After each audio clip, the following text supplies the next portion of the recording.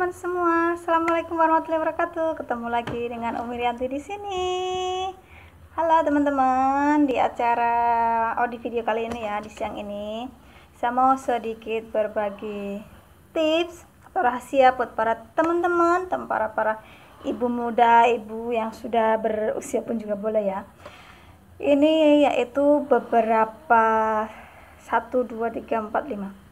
5 tips atau trik cara supaya kita tetap diperhatikan oleh suami kita.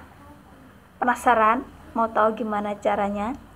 Oke, yang pertama teman-teman harus dukung dulu channel ini, channel saya Umi Rianti, dengan cara klik like, share, komen, share jika video ini bermanfaat untuk teman-teman kakak atau teman-teman yang lain di sana yang mungkin sedang merasakan hubungan keluarganya adem-adem aja, ayem-ayem aja, terus atau baru merasakan hubungannya bahkan beku kali ya.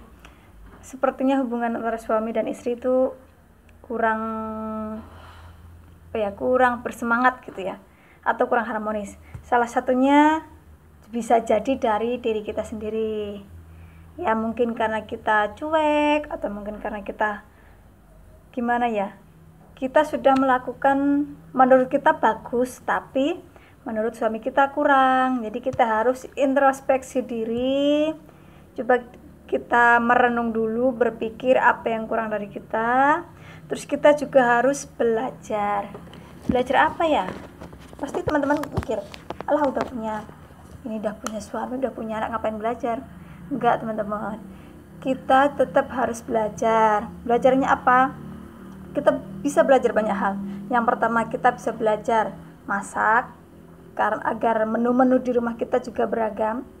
Karena hadirnya menu baru itu membuat selera makan jadi semangat dan otomatis akan mempererat hubungan kita dengan keluarga kita.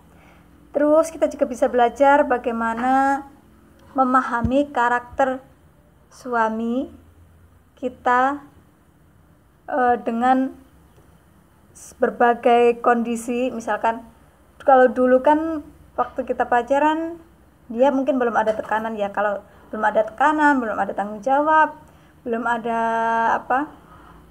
banyak sekali lah perbedaannya antara dulu waktu masih pacaran dengan yang sekarang yang sudah punya anak 1, 2 atau berapa, terus sudah punya tanggung jawab ini, tanggung jawab keluarga, tanggung jawab dengan keluarganya, tanggung jawab dengan mertua dan sebagainya. Itu pasti beda sekali yang dirasakan sang suami. Jadi otomatis pola pikir sang suami dari segi kejiwaan, psikologi juga berbeda ya. Oke, langsung aja teman-teman. Pasti teman-teman udah gak sabar ya. Oke, teman-teman bisa kasih komentar di bawah ini. Apakah suaranya jelas? Apakah ada yang mau ditanyakan ya? Nanti bisa komen di bawah. Yang pertama yaitu Anda harus sering senyum. Senyum itu selain juga ibadah, tapi senyum juga menggambarkan kalau kita itu juga bahagia. Biarpun terkadang hati kita sakit, tapi kita tetap harus bisa tersenyum di depan suami kita. Jangan asal-asal suami pulang dari kerja kita murung gini. Orang yang lihat pun juga gak suka. Padahal suami kita di luar itu sudah capek sekali dengan pekerjaan, udah capek dengan tekanan, udah capek dengan yang bermacam-macam, udah stres. Terus sampai ke rumah dia itu mau istirahat, mau mendapatkan ketenangan, kok malah dicemberutin juga. Itu salah satu hal kenapa hubungan suami dengan istri itu bisa menjadi adem saja atau malah beku kali ya, es kali. Oke,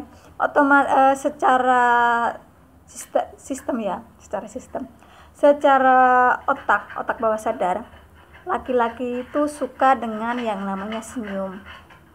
Coba diingat lagi, dulu sebelum teman-teman pacaran ya, sebelum kenal lah, pasti kalau bertemu pertama kali yang dilihat apa? Mesti senyum kan? Mana mungkin pertama kali aku cemberut gini. Orang itu akan di otak bawah sadarnya itu akan ingat yang kita senyum itu, bagaimana cara kita bersenyum. Cara kita bersenyum seperti ini. Atau bagaimana, jadi yang otaknya laki-laki ini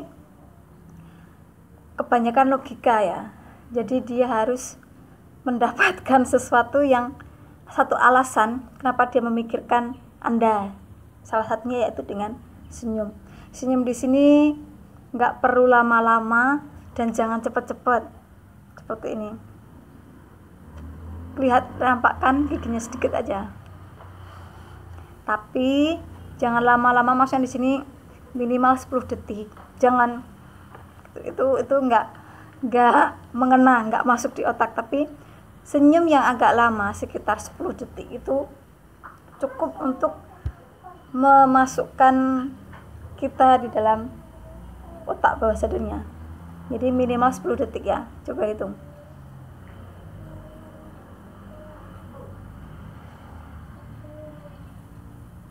Nah, sudah cukup agak lama ya. Ini 10 detik saja sudah cukup. Terus yang kedua yaitu dandan. Teman-teman harus dandan. Kenapa harus dandan? Di rumah aja. Jangan salah. Suami-suami kita itu kerjanya pasti di luar rumah, betul. Di luar rumah itu banyak sekali perempuan yang lebih cantik. Pasti yang kebanyakan yang dia lihat di jalan itu pasti yang berdandan. Benar nggak teman-teman? Coba deh coba salam satu sekali-sekala ikut suami Anda bekerja. Bukan bekerja ikut, enggak, maksudnya ikut berangkat kerja dan nungguin apa yang dia kerjakan, dan setelah pulang itu dia di jalan itu ketemu siapa saja. Pasti banyak sekali yang dia temukan perempuan muda berdandan. Enggak cuma muda, tua pun juga berdandan. Jadi itu juga salah satu alasan kita harus berdandan supaya kita tetap ada di otak bawah sadarnya. Jadi kalau misalkan suami Anda ketemu pas mau berangkat kerja, istrinya ini di rumah udah dandan, pasti kalau dia ketemu perempuan lain di jalan dandan, pasti dia cuma mikir sekilas, wih perempuan itu cantik. Tapi dari dalam otak bawah sadarnya itu dia akan mengatakan, jadi dandan itu yang akan membuat otak bawah sadar dari suami itu menjadi ingat kita. Jadi harus berdandan. Tapi dandannya yang biasa aja, jangan terlalu minor. Jangan seperti ondel-ondel, pakai ini, pakai eyeshadow, pakai ini blush on, pakai lipstick yang cetar, enggak.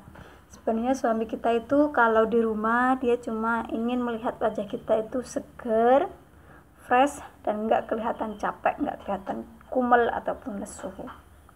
Oke, terus yang ketiga yaitu dengan kita sering mondar-mandir, jalan ke sana jalan ke sini di depan suami, tapi anggap saja enggak ada orang yang melihat kita. Kenapa begitu? Ya, karena laki-laki itu tidak suka dipergoki gitu, nggak suka dipergoki. Jadi kita buat aja, kita mondar-mandir, kita ngerjain itu, nggak ngerjain nggak apa-apa, yang penting kita jalan ke sana, kita jalan ke sini, berkali-kali mondar-mandir di depan suami itu. Suami kita itu di dalam otaknya itu, otak bawah sadar itu sudah memperhatikan kita diam-diam. Ya, karena pada dasarnya laki-laki itu memerlukan alasan untuk dia mengingat kita. Jadi dengan mondar-mandir ini juga bisa menjadi salah satu alasan suami ingat sama kita. Dan suami ini dia itu suka memperhatikan gerak-gerik kita. Ya, ada anak. Halo. Udah jangan. Udah, kamu di bawah aja. Di bawah. Dia suka memperhatikan gerak-gerik kita. Dengan dia memperhatikan gerak-gerik kita, otomatis kita ini selalu ada di dalam otaknya. Ya karena pada dasarnya suami itu malu, dia malu kalau kita pergoki. Misalkan kamu baru jalan ke sana 3 kali, memang kamu tahu diperhatikan, tapi kamu jangan bilang, perhatiin ya, jangan digituin, nanti dia akan langsung mengalihkan pandangannya. Dan suami nggak suka dibegitukan. Suami itu sukanya memperhatikan diam-diam. Dan worry, tidak ada masalah buat teman-teman ya, lakukan saja. Terus yang ketiga yaitu teman-teman harus memakai pakaian yang rapi. Rapi itu sebaiknya nggak harus selalu disetrika loh ya. Rapi di sini yang pertama nggak bolong-bolong. Kalau mak-mak di rumah suka yang pakai bolong-bolong kan? Nggak, itu suami nggak suka memperhatikan yang bolong kayak gitu. Terus yang kedua, jangan yang seperti ada bekas masak. Ya, kadang kan kita habis masak, mungkin tangannya kotor, kita lap di baju atau di mana, di celana. Jangan begitu teman-teman. Laki-laki nggak suka yang kotor seperti itu. Laki-laki suka yang rapi dan bersih. Ya memang terkadang kita nggak sengaja ya menempelkan tangan kita di. Sebaiknya kalau teman-teman suka seperti itu, teman-teman pakai itu hepran yang baju masak itu. Jadi kita habis masak, baju kita tetap bersih dan rapi. Karena baju rapi ini juga salah satu alasan bagi kenapa suami kita memasukkan kita di dalam otak bawah sadarnya. Karena yang tadi saya katakan tadi ya, suami kita itu di luaran sana bertemu banyak sekali orang-orang, perempuan-perempuan yang lebih muda, yang menggunakan baju rapi, dandan, suka senyum, dan mondar-mandir.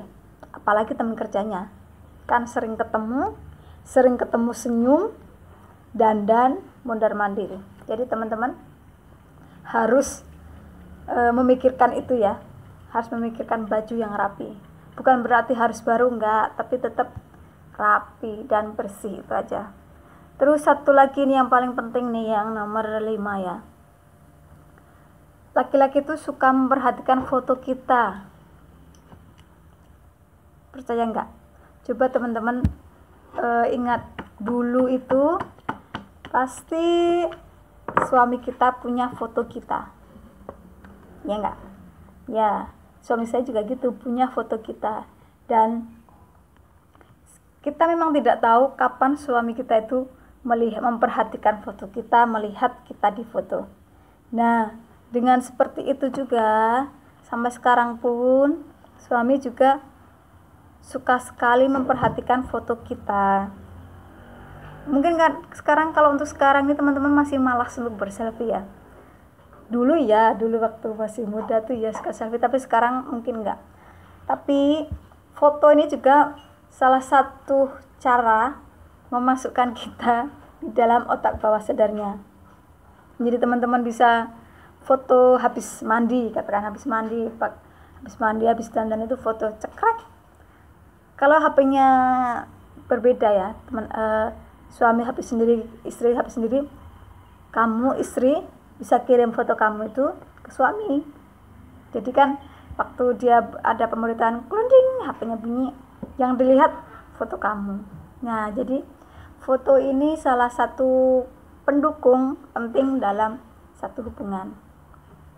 Kan dulu waktu ketemu, memang waktu ketemu dengan suami rata-rata ya, pasti udah ketemu, mungkin secara diam-diam atau terang-terangan, suami pasti minta foto kan, selalunya diam-diam.